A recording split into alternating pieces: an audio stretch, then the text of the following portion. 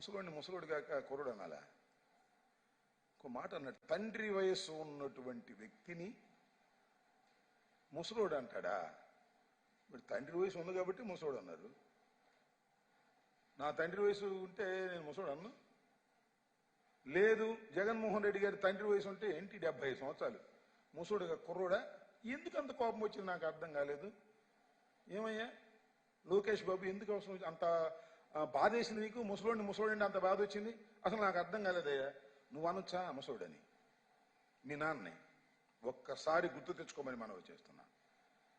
మీ నాన్నని స్కిల్ కేసులో రోపలేస్తే ఏం ఆర్గ్యుమెంట్ చెప్పారే? మా నాన్న కొండలు ఎత్తుతాడు, మా నాన్న బండలు మోస్తాడు అని చెప్పారు ఆర్గ్యుమెంట్. మా నాన్న ముసలోడు, 75 సంవత్సరాలు అయిపోయింది, ఫ్యాన్ లేకపోతే బతకలేడు, 4 అడుగులు ముందుకు వేయలేకపోతున్నాడు.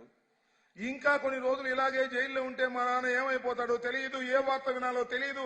ఈ వయసులో మా నాన్న జైల్లో పెడతారని బావురు ఏడ్చినటువంటి ఓ నారా లోకేష్ మర్చిపోయావా? చెప్పు వెళ్ళి. మా నాన్న ఎన్ని రోజులైనా జైల్లో ఉండగలిగినటువంటి ధైర్యవంతుడు, కుర్రవాడు.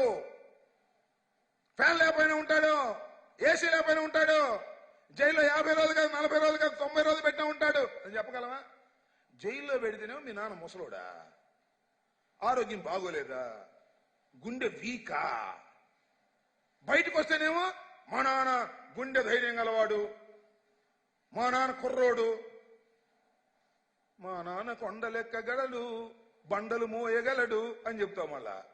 మళ్ళీ అక్కడ బెయిల్ పిటిషన్ ఏమైనా ఆర్గ్యుమెంట్ చెప్పాల్సి వస్తే మా నాన్న అసలు చాలా ముసోడండి, నడవలేకపోతున్నాడండి, తిరగలేకపోతున్నాడండి. ఏంది అన్ని కథలు? అందితే కాళ్ళు, అందకపోతే జుట్టు, మీ నాన్న స్వభావమే నీకొచ్చింది. ఇలాంటి పిచ్చి ఆర్గ్యుమెంట్స్ చెప్పేటటువంటి కార్యక్రమం చేసేటప్పుడు కొద్దిగా లాజిక్ ఉండాలి. ఇంతకు ముందు మీరు మాట్లాడినటువంటి మాటల యొక్క సారాంశం కూడా తెలుసుకొని ఉండాలి తప్ప ఇవాళ వచ్చి జగన్మోహన్ రెడ్డి గారు ముసలోడు అన్నాడు కాబట్టి మా నాన్న ముసలోడు కాదు, కొండలు ఎక్కుతాడు. కొంపదీసి కొండ ఎక్కించావు, కొండ ఎక్కిపోతాడు, ఇక అనుమానమే లేదు. పంది కోసం కొండ ఎక్కించావు అనుకో, కొండ ఎక్కిపోతాడు. ఇట్లాంటి పిచ్చి పిచ్చి సవాళ్లు చేసే కార్యక్రమం చేయకండి. ప్రజల్ని ఎంటర్టైన్ చేయడానికో లేక మీ తెలుగుదేశం క్యాడర్ని ఉత్సాహపరచడానికో చేసిన ఉత్సాహపడని విషయాన్ని గుర్తుపెట్టుకోమని మనం చేస్తున్నాం.